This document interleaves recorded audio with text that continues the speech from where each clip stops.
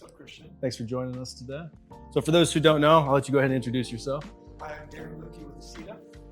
For those who don't know me, I'm Christian Grindle here at MC, so I'm the robotics specialist. And I guess, Darren, if you could tell us a little bit about what you do at Acieta. Obviously, you and I work together quite a bit, but for those who don't know what you do. Sure, I have a couple different roles at Acieta, but the one we're here to talk about today is my role as the application engineering manager at Acieta, helping customers look at and explore automation in their facility. Yeah, for people who don't know, Darren and I work together because of our relationship with Acieta. So we partnered, about a year ago maybe? At least Just over a year ago with Acieta. And because we really didn't have a good automated forming solution. Of course, Acieta does a lot of other things as well. So we decided, one of the biggest names in the game, one of the biggest FANUC authorized service integrators, it just made sense to go with someone like Acieta. So we figured we'd have Darren in, sit down, answer some questions about automation. We did get some questions in, some pretty good ones. And kind of help you guys decide on your automation journey, where you need to buy automation, when you need to buy automation, some of those burning questions that you just wanted to have answered and no one's really answered for you. So you want to go ahead and dive in? Sure. I think I'll just touch on one thing here too. The advantage we're going to try to do today is give you two different perspectives to come together, the automation side as well as the press brake side, just as an example. So you're going to get two different perspectives, and hopefully that helps give you a more broad view of what to consider when you're looking at different automation.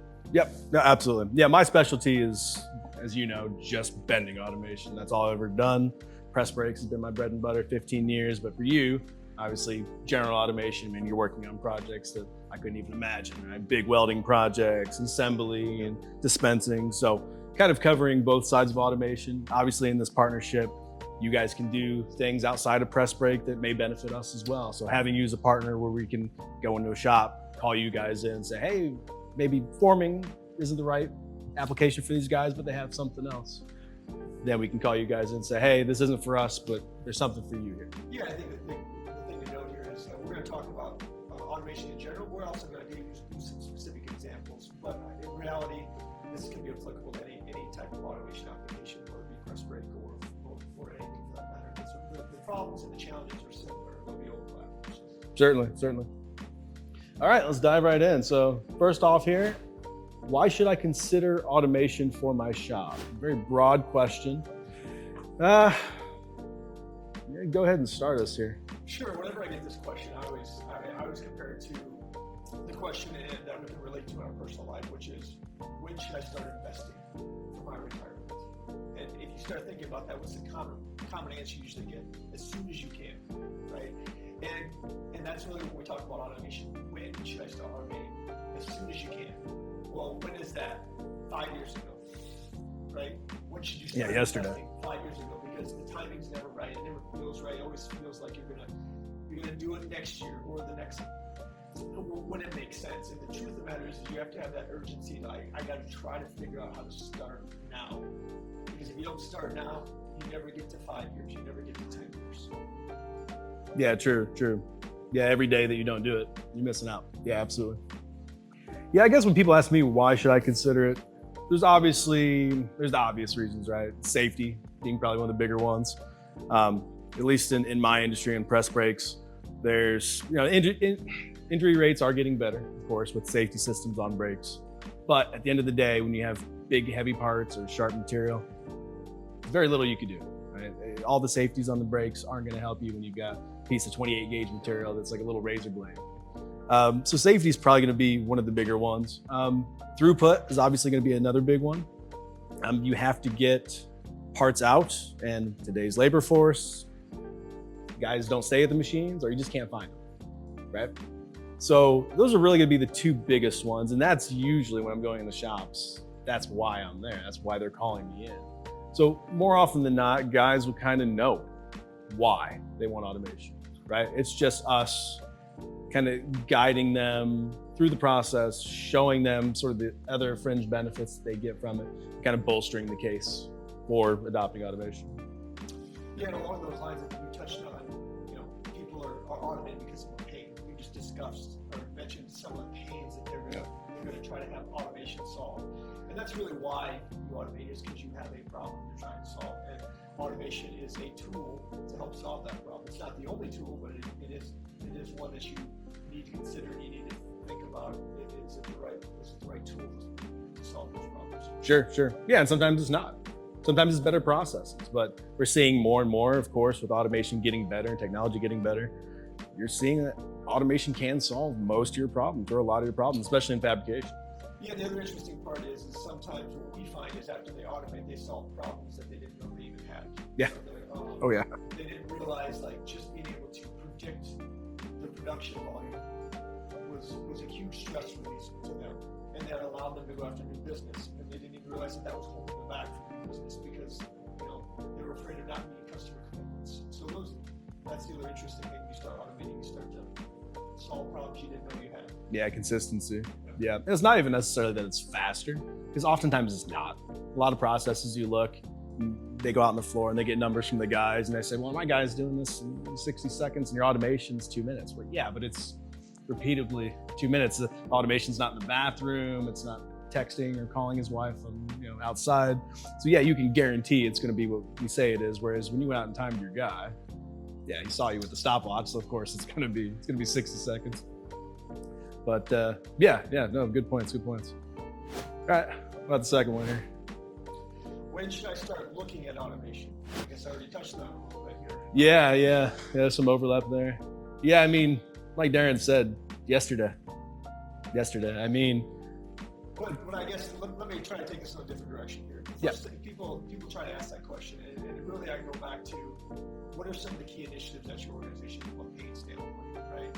And when you're looking at some of the key initiatives, you have to ask yourself, will automation help solve those? And we only have so much time in the day, right? I mean, that's at the end of the day, and you want to look at the key initiatives within your organization, and if those things bump up to the top, and automation seems like a potential to solve some of those key problems, you really want to start to take a closer look at it and start to understand the pros and cons. Sure. Yeah, and on the when and the why having so much overlap, that's why I always say it's good to know who you can call, because more often than not, especially if you're a first-time automation customer or prospecting for automation, you really don't know what the ideal application is or when you should be doing it. So having someone that knows robotics really well, knows all the various applications, obviously for you, you're gonna know far more than I would. For me, it's just gonna be mostly bending. But you can go into a shop and say, hey, I know maybe you already thought I could do this area here, but I see an area over there that makes more sense. And you can sort of do that opportunity assessment like we were talking about earlier. So yeah, knowing who to call on to help you answer that question of why and when is equally important. And I think it's important to share that unknown question about how to start. Oftentimes we get called in to look at a specific application. But the reality is they're trying to figure that out. They're trying to figure out if I should start automation, but they're directing it at a specific application or a specific pain point. And so just be open that you're trying to explore that question of how do we start, and using that as an example. No, absolutely. Yeah, that's a good point. Okay. How do I get, this is a good one. How do I get buy-in from my team? I'm gonna let you take the lead on that one. That's tough. Sure. What we often find is people call us up to look at a specific application, and they want to get a quote. They want to gather some information. They want to see what it costs, see what it will do, and gather all this information, and then go and start to get feedback from the rest of the organization about, hey, look what we could do if we automated. Look at how it would work, and try to I guess push them in a direction of, hey, we should do this. We like to suggest is going back to the beginning and asking, hey, do we have a long-term plan for the organization? What are some of the challenges with labor and safety and production schedule? In those challenges, do we have a solution for the future? And trying to get them to understand that, well, in order to do these things, to grow, to retain people, can we achieve that without automation? And typically what people find is like, oh, yeah, that's a good point. I mean, how much automation is a different question, but trying to get internal buy-in and belief that if we want to do what we want to do, automation has to play a role. And so it's building that need first before you go look for where you can apply it. Because once you have the need, it's it's much easier to get people to all be looking at, well, where do we start? As opposed to just trying to pick a job and trying to get automation started on that one job. It's a different approach, but we find most success with that approach. How about you guys? Yeah, I mean, more often than not, I'm going to use real world cases of labor shortages. I had one customer, kind of similar situation. They said, I know that we need it, but I've got management and ownership that's maybe a little bit older, a little more old school. How do I bring someone like that into this? Right? Same situation with the cell phone. How do you get the older generation to kind of get up to speed and start using cell phones or carrying around cell phones, which you're seeing more and more, right? You're seeing adoption, things like that. But, I could walk outside. In this case, we did. We walked out front at the end of this and I said, I'm driven by this help wanted sign for months and it's still been up. Point to that. So you guys are having the same pains that everyone else is having, right? Labor is going to be a big one. Or walking by their boards, their data boards, and saying, it's been 2 days since your last lost time incident. That'd be nice if that were 300, right? So kind of using what's in the shop currently, the conditions in the shop, to say, just take this, go back to your ownership and say, guys, we have these issues. Or going out on the floor and watching operators and just standing there for half hour, an hour observing. Well, that guy just walked away. It's kind of like we were talking about earlier. That guy walked away to text, or he went behind his machine. That's how you get buy-in. Just bring your ownership out here. And a lot of times they don't know those things are going on, right? They hire people to take care of things like that, supervisors or HR for hiring, not fully realizing that there's pains out in their shop that they just haven't seen yet. So really I tell people, grab your leadership, take them around to these areas. That's how you get buy-in, right? It doesn't even necessarily have to be, for me, data-driven. Just visually look around and know that, again, automation is not going to have these problems. It's going to be consistent. That's really going to be the big theme. It's consistency, repeatability, reliability, knowing it's going to show up on time. That's how you get buy-in. And of course, you could show an 18-month payback, and that's going to be nice as well. But people like to see in the real world, why do I need this, right? Answer in the real world. That's the easy way to do it. Yeah, and I think in that process too, you got to be careful to not, I would say, oversell it, but also, acknowledging like there's going to be a pain, there's going to be a learning curve, there's going to be an implementation process, but not doing something also has its own drawbacks and pains. Oh, yeah. The hiring, the frustration, the wear and tear of your people, just from bringing people up to speed and then having them leave. So we like to say in our industry, pick your heart, right? And when I say hard, we just want to make sure that you understand, like, any change is going to have some I'll say pain, but it's going to have some pain associated with it. Not doing something also has a pain associated with it. And through that conversation with your team, is it just acknowledging that, right? It's not going to be a magic bullet in the short term, but long term, as you start to build that strength, you'll be able to implement automation faster, easier, with more adoption, less pain. Sure. No, absolutely. All right, moving down. Let's see, number 4. What level of training do I need to be successful with automation? I love talking about training. Well, I guess to answer on the level, it's really about, for me, having been a trainer for so long, identifying the strengths of the people you're training, right? So I've trained people all the way from forklift drivers or former forklift drivers that just started doing operations to engineers. And I'm a big proponent of sort of tailoring your training for your crowd, right? And that's why I've never been a big fan of big classroom environments, having 20 guys in a class, because just like with school, everybody learns at their own pace and you're teaching at one speed. That may benefit some people, but not everyone. So, having small classes is going to be a big benefit, and that's what we like to do here. 2, max of 4 people in any training class, and kind of having the core of the training documented, but then leaving a lot of it open to, again, work around the people that you're training.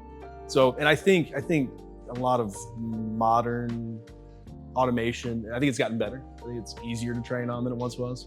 Of course, speaking of Fanuc specifically, I think they're probably one of the most user-friendly robots to train on. That's why I love training on that. And I've worked on a few others that were much less user-friendly. But again, back to sort of tailoring it for the person. I think being able to read a room, being able to read your trainees, And of course, make sure they're comfortable. That's another big thing that I think a lot of people miss is you kind of give them their 3 days and then you're gone. Then you just kind of sit back and wait for a phone call. I always took the approach that I don't want to leave until I know that you can do it. Right? As soon as I feel comfortable and you at least give me some comfortability, of course, a week of training, no one's going to be completely comfortable.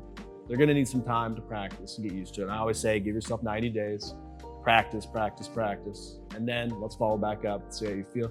And usually if they do that, things go pretty well. But just making sure that before you leave that facility, they've got all the tools in their belt that they need to do the job well, and that you just didn't kind of shove them off of the machine and say good luck, because that's of course how accidents happen. Right? That's how you end up with crash machines or your phone blowing up, every hour or so with a problem. So in terms of level of training, it's just making sure, I think, that you got the right trainer, right? Having the right partner that's going to administer the right type of training rather than just a cookie cutter course. And again, that works for some people, but not for everyone. Yeah, I would agree. We get that question often in our business as well too. And what we find is we take a look at not just the people, but the company itself. We try to take a look at the people, the company, and then the application to really say, I won't say build a unique package, but each situation requires a different level. But at the end of the day, back to your point, the reason that there's different levels or different ways to go about it is at the end of the day, the goal is to try to get the people that have to do it comfortable. It's not that it's hard, it's easy when you're comfortable. And so to that point, it's less about checking all the boxes, it's more about making sure that they feel comfortable at what point they feel comfortable, which may be different for different people. Because when they're comfortable, they're not intimidated by it. And nobody wants to go into work and be intimidated to a machine that they're supposed to be in charge of. Sure. And when we find when they're not intimidated, they're willing to learn. At whatever point they're willing to start taking taking on their own, right? And then self-learn the rest of the way. Ownership. Ownership. That's when people really get comfortable, and that's different for different companies, different situations, and different individuals. Sure. Yeah, I think helping people, like you said, get comfortable. That's the biggest challenge. I think you can get a lot of people that you see they're pretty smart, and like this guy's going to get it, but he's so intimidated by it. And when I first started doing this some odd years ago, my first few classes, like, wow, I'm not going to get this, and this is a challenge. But then once you start to pick it up, you're like, actually, this is all it is. I'm surprised. I thought it was a little bit more than this. And of course, along the way, obviously experience is going to be the best teacher, right? And time. So I think getting that practice is equally important. Once I leave, if you don't touch that machine, you're going to forget everything. And along those lines too, I think it's important to think about, we run some people that send one person to train or have maybe two people. The more people you can get involved with it, the more of a support structure we'll have in that organization. And you don't, obviously the people that you're trying to train, you don't foresee them moving on. But as a business leaders, you need to be thinking about how you have redundancy, so that way you're not reliant on just one or two people, and they have that support structure. So we try to encourage 3 to 4, as many people as you can get trained. It not only helps the organization, it helps the people, and you're also helping them become more educated and more influential in the organization. Oh, sure. Yeah, and obviously that helps everyone on expansion down the road. If you've got 4 guys that are already trained and you've only got 1 or 2 applications, you still got 3 or 4 guys that are trained. Now, as you start to expand out, add more robots, you've got a lot of cross functionality. I see that with facilities I go into, welding robots, as there's more welding robots than bending. So it's nice to be able to go into a facility and say, oh, you've got 4 FANUC welding robots? Yeah, there's some differences in the software, but for the most part, they're pretty much the same. You can grab that guy and he's going to be able to pretty much pick this up. That is huge.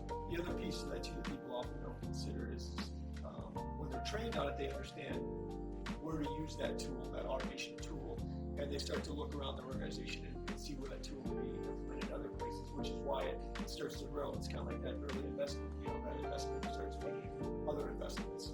And the more people that understand proper use or where it can be the most advantageous, that's how you grow automation faster. So it's kind of a ripple effect. Yeah, sure. That makes good sense. How about number 5? Number 5. Are there ideal parts for automated bending? I'll phrase it this way. There's parts that lend itself to make more sense and to automate, but it's very situational. Some parts parts that come to mind, big heavy parts that require a couple people to pick up, that the robot can pick up a lot easier because it's automation. Those tend to be the ones that kind of jump out at you right away. And then I think you're going to touch on too the number of beds or the complexity of the parts. There's a sweet spot there that lends itself to automation. That's something really unique. And what would you call it? Origami. Yeah, the swan. Don't try to form swans, guys. But people kind of get frustrated a little bit and say, well, what do you mean there's no ideal parts? Well, I shouldn't say that there's no ideal parts. It's just everybody's parts are different. And it's hard to quantify. It's hard to quantify. And so that's probably where people get frustrated. Like, just help us understand your process and then we can talk you through your parts and point out the ones that lend itself to automation, which ones maybe you don't want to focus on at this point, and help try to separate those out. What's your thoughts on that? Yeah, I mean, it is a tough question to just answer flat out. I've been asked numerous times over the years, can you just document it? You just give me one page, tells me what a good part, what a bad part is. I wish I could. I really wish I could, because then yes, no. Yeah, No. I wish it were that easy. Then more people could do this, right? I could just multiply and spread. But obviously there's low-hanging fruit. If you're running 50,000 of anything, probably a good candidate, right? Even at that quantity, complexity almost becomes secondary. Like, we can discuss that there's tools to get it done. If you're doing it now in quantities of 50,000, we'll make it work. If you're doing 5 of those, probably not a good part, right? Even if you're doing a 2 or a 4 bend part at quantities of 5, can you justify it? Well, people are. The technology's getting better where it's becoming easier to justify, but probably not. Let's look at something else. And then on the topic of 2 and 4 bend parts, obviously there's another one, right? If you're doing 100 of those, you can justify that. 200 of those, sure, no problem. Those simple parts. More often than not, I say, leave the complex stuff for your skilled labor, because it does need the artist touch. After all, again, it's still an art. And then put the rote and mundane tasks on your automated equipment. The 2 bend parts that you're running 50,000 of that just absolutely kill a guy. Stand in front of a break and run all day. Do those, right? Do those. Don't just because it's complex doesn't mean it goes on automation. Right? Again, you still have press brake guys. You're probably buying automation because you have a lack of more skilled press brake guys. So put the stuff that doesn't need a skilled press brake guy on the automation, and then let your skilled guys continue to do what they do. Right? Don't take them off those brakes. You'll always need manual brakes, right? So that's, I guess, my best answer. But yeah, it is definitely difficult to put on paper, if not impossible. Yeah, and I think the big message here would be is don't try to answer that question on your own. It's actually quite faster to, like I said, have a conversation and say, here's the price. Don't try and funnel us down a path that you think is the answer. Expose us to what you got going on in your application, and then we can educate you and have a combined conversation or a joint conversation to answer those questions. And we'll be the first one to tell you if it doesn't make sense. That's part of our job, because our job is to save you time and energy. This isn't where I would focus your resources and your time and energy right now. Here's when you may want to revisit it in the future, or if we're like, oh man, you guys should have been. Wish you would have called me 3 years ago. We could really get farther up the road. We see both. Sure. And you're helping them identify parts themselves down the road when you're giving them that knowledge. Certainly, that's important. All right, you want to get number 6? Can you share examples of how manufacturers are gaining real-world results by adding robotic forming to their operation? Yeah. So one customer comes to mind in Missouri. Big robot. I think you know what I'm talking about. Yeah. So they're doing parts that are 450 pounds. And it wasn't even like a 2 or 3 man operation. It was crane it. Get a hook, magnet, crane this part in, form it. You do have guys on the end making sure it doesn't fall. Just a massive safety hazard. Again, going back to what we discussed in the onset of this was safety. Right? That's being one of the biggest ones. Again, going back to the last question, are there ideal parts? Yeah, there it is. 450 pounds. You really should not have people be handling that. I mean, that's not just a cut or a amputation hazard. That's loss of life. A part like that falls on someone, that's a serious injury. So yeah, you look at an application like that, again, it's a no-brainer. And I hate to use that term loosely, but 450 pounds, yeah, that's the perfect part for automation. What have you seen? Yeah. That's just the one that comes to mind for me. I mean, we're looking at parts. There's other things to look at. Like we do have customers that come and say, "Hey, I've only got a one-shift operation." And while we have customers that are justifying it on one shift, oftentimes people that have 2 or 3 shifts are an easier justification. So people that are seeing real-world examples, I guess, just from you got to be careful not just to look at ROI just on labor savings, but that is a criteria that we often find, which is there's a sweet spot in the number of volume that you have. You don't have it too few, and obviously too many is just multiple systems. So I guess that's not really a criteria that would throw it out.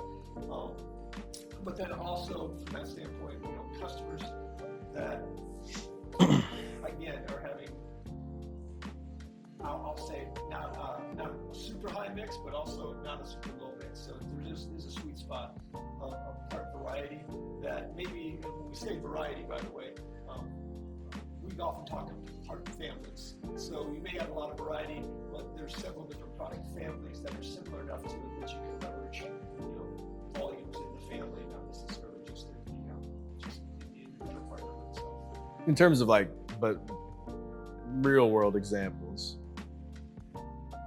like one that comes to mind that you guys had done some odd years back is in Jonesboro, Arkansas. Big line. Like what exactly they were making? Conveyor ends or something like that? That was a complete weld cell.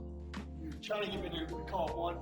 It was a big one. It was a double break, conveyors, welding. Better memory of it than I do, Yeah. so, yeah.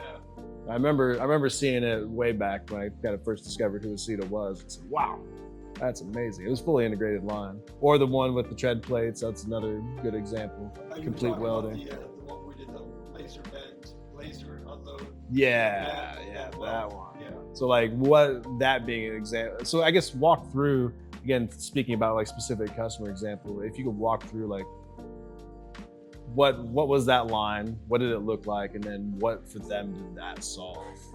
Sure. I guess you're talking about a piece of automation that might be a little bit for any one person to bite off right away, but the line I was referring to had... Go for gusto. we robotically loaded a laser brake, robotically unloaded the laser brake, then moved on to the parts to a press brake for the cell. It's 2 of them, right? Two brakes. So it was a left hand and right side. And then from there, those parts then fed down a conveyor line to another system where robots were picking those bent parts, had some inbound parts in door trays, and then we were robotically positioning those parts, welding them, and building out it was essentially a conveyor frame for a more of a higher volume product mix. There was some variety with length and width, with some changes in those dimensions. I guess the big driver there was they wanted consistent output so they could forecast the product volume and be able to accurately predict their delivery dates for their customers in that arena. It was a cool system. I remember the first time I saw that, and I was in there for something completely unrelated. And I was like, whoa, I didn't even know that was possible. just the sheer depth and scope. And it was a massive system.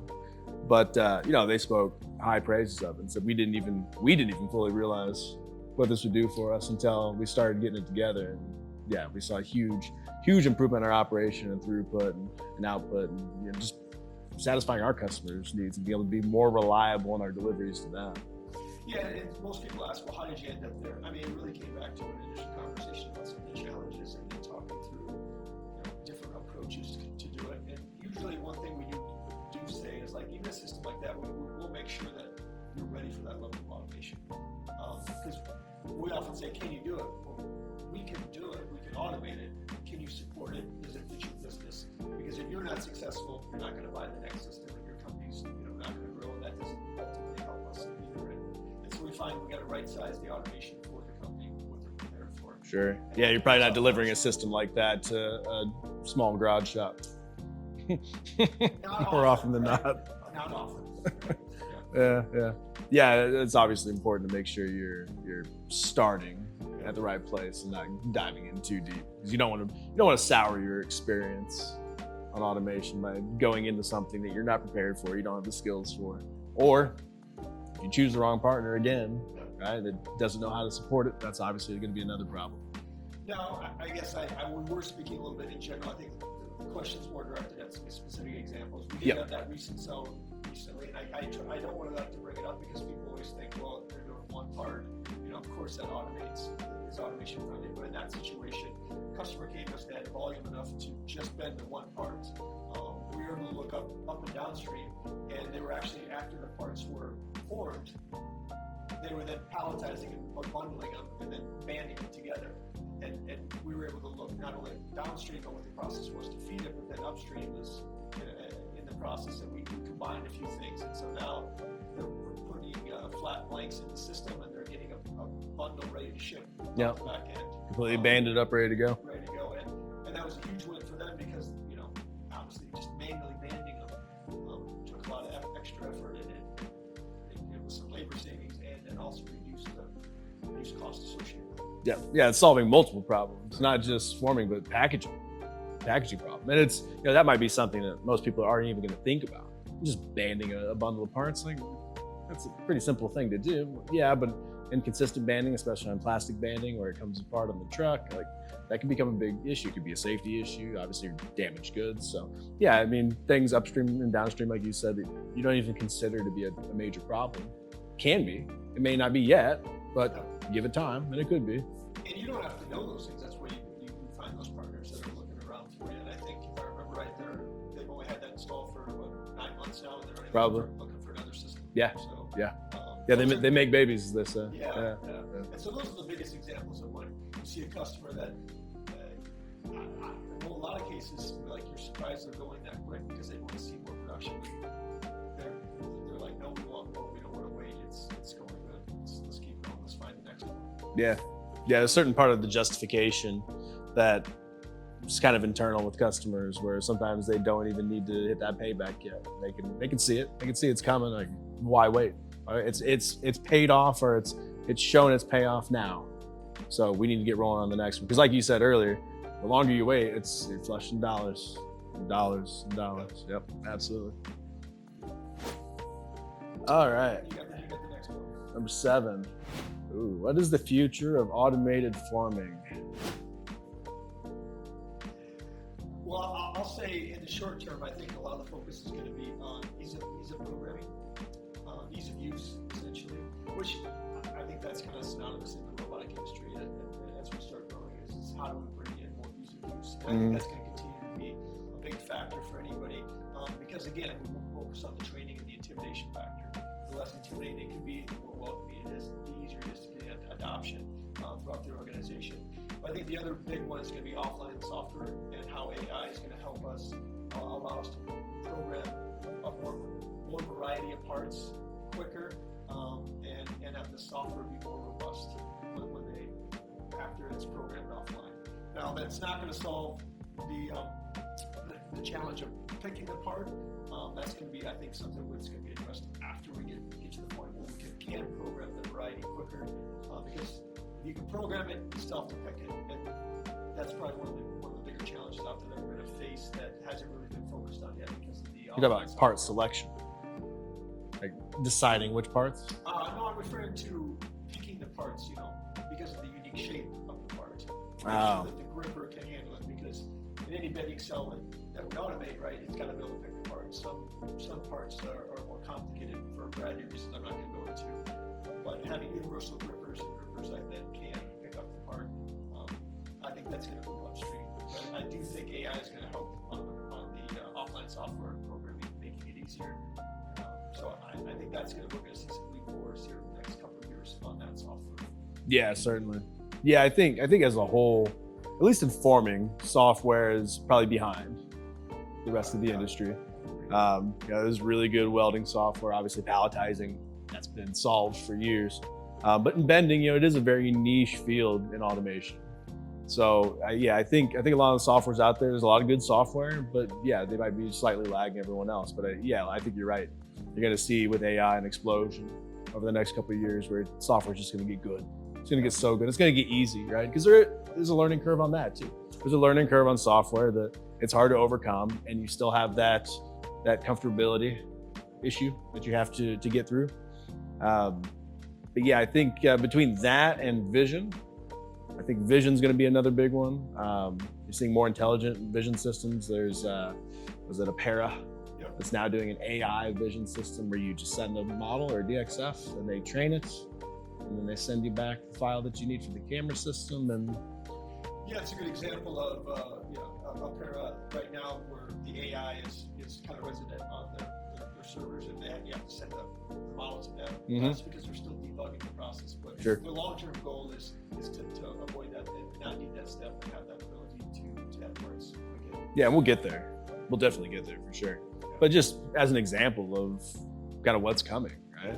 And cameras overall have gotten better. I haven't been in this as long as you have, but when early on when I was in automation, lighting was always a big issue. It's still important, but now a lot of these systems, you can have some pretty dodgy lighting and it's still going to do a pretty good job picking things up. Just small things like that people don't think about. And in fab shops, of course, it's dirty, it's dingy.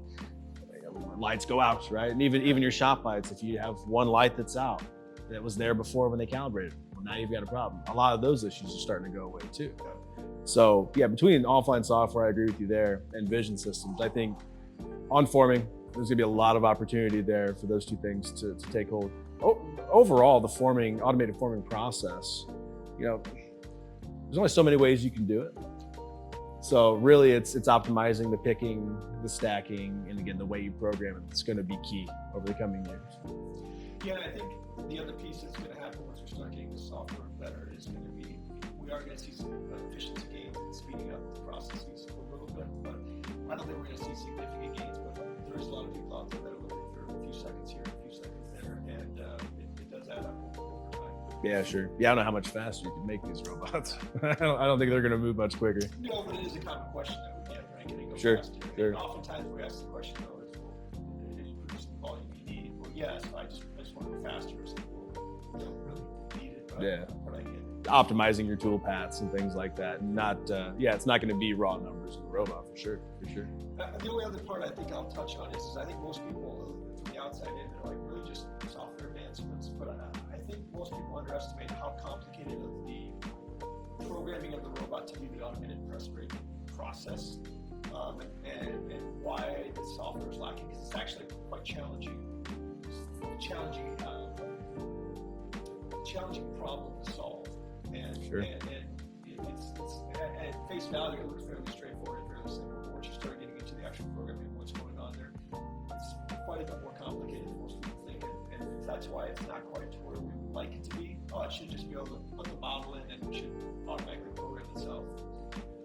I wish. Not there yet. Yeah, I wish. That would be nice. But then you wouldn't need me. Just like everybody else, they think that if everything is automated, you won't need the people. Yeah, see? That's one of those misconceptions. I'm actually surprised you didn't get that question. But That's true. yeah. Number 8? Yeah, Is that yours? What are the challenges or hurdles one might expect when implementing automated techniques? Yeah, I think it's going to go back to training. I think if you don't have a good trainer and a good training process, that's where you're going to see most of the problems crop up. In those first 3 to 6 months you have that system. More often than not, it's usually blamed on the system. The system's not doing X, you're not doing Y. And it's just not knowing how that thing works, right? And it's usually something simple that could have been done or could have been taught quite easily in a training session. It was overlooked.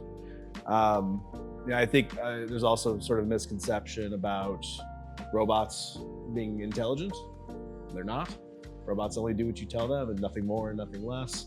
Kind of making sure there's reasonable expectations on automation, what it's going to do, what it's not going to do, making sure your clients understand that. Hopefully you did that before you got there, right? Hopefully they knew what they were buying before they bought it. But I think the bulk of the challenges are typically at the operations level. I think it's getting those, because a lot of the guys that we're training nowadays, they're not robot guys. right? They're certainly not degreed robot guys. This is their first foray into automation. So again, being able to read the room, being able to read the guys you're training, tailor the session to them, making sure they're comfortable, that's going to pay dividends. And most of your issues as a provider, as an equipment provider, kind of melt away once you have an ally at the shop who you've taught well, who can also speak your language, right? That's another thing we don't think about is when I call that guy, don't describe the doohickey on the robot, describe to me, the vacuum generator or some sort of valve. If you can describe it in my terms, because I trained you on what those things are, that's huge for us, because again, we're speaking the same language and we can get things solved a lot quicker, and he can solve problems on his own a lot quicker. Just talking to some of the specific hurdles that I've seen people challenges is around expectation setting and knowing that when you're implementing this, there's going to be a learning curve.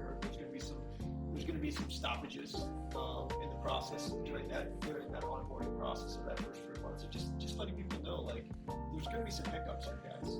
Why? Because we're probably going to do something that we weren't supposed to. We're going to have to get reminded of it. Right? Sure. There's going to be miscommunication. There's a mutation period. And I think just being upfront with your operators and your management, that guys, I won't say it's not going to go smooth, but expect some challenges that are going to be easy. We're going to be able to overcome, but just don't think you're going to put on your floor and it's going to work flawlessly to begin with, because there's still people involved, there's still factors, there's still things that are going to need to be, there's still a learning curve. And so I think if you can all be on the same page as an organization that are the key stakeholders, then there's less frustration and less stress when something does happen. And from a production volume standpoint, you plan for a little bit of that cushion, and it can take some of the pressure off, and then ultimately feel smoother for the long term. Sure. Yeah, I guess to add another point, the forming, specific to forming, the process, it's not like automotive, where you have everything pretty well controlled, right? Where your conditions really don't change throughout the day or throughout the production run, the whole model year. Flat metal forming, there's a lot of variance, material thickness changes, lot and heat changes. It's not that process where you can let it run. I've never seen a bending cell run the same part 365 days, not have one stop, right? So again, back to sort of making sure expectations are set correctly, making sure that they understand that. Does your operator have to stop and check his angles every 20 pieces? You may not have to do that on the robot, but if you do a heat change and you don't check that next part, you could have some issues. You may not. There's good technology, there's angle measurement technology that's gonna take a lot of those problems away or mitigate a lot of those problems, but maybe you probably should, especially if you're seeing huge variabilities already. You go into shops where it's not B or C grade material, we bought the tails of the coil. That's what we form. And I've done shops like that. Making sure that the customer understands that what you feed into it is gonna help you, and if you want to feed it garbage, just like at your standard brakes, that's what you're going to get. And it's not going to run flawlessly if you don't follow these steps. Yeah, I think that's the other piece with automation is the goal is to improve the current process and make it better and allow you to continue to improve that process. Mm-hmm. It's not, there's some people out there that's an expectation, the robots and the automation is going to solve all your problems. No, the goal is to improve the current state to get better in this area, and then to grow that and continue to get better, but it's never going to be perfect. And I think you touched on it too. There's lots of factors that are going to prevent that from happening, and just having that realistic expectation. Like, you can't control consistent material all the time. Then, depending on the level of control, is going to have a different amount of effect, positive or negative. Right? Yep. And over time, you will learn how to better manage that. And that's part of that learning curve. And realize, again, what people oftentimes don't do is set a line in the sand before they get automation. Okay, where are we at before we get into it? Now let's look 6 months, 9 months, a year, and then be able to remind everybody where we were. Because as humans, we forget where we were, and we think about the problems of today, not the problems of yesterday. Yeah, of course. Yeah, and that's where that opportunity assessment comes in handy, as well as going and look at the process. Saying your upstream, your downstream is not optimized for automation. If you change this, it's going to be a lot easier for you, and people appreciate that. Yeah, along those lines, you got to be careful though too, is because people are so focused on making sure that the conditions are perfect before you get started. There is no perfect conditions. Don't let the perfect be the enemy of the good, as I've been told. Yep.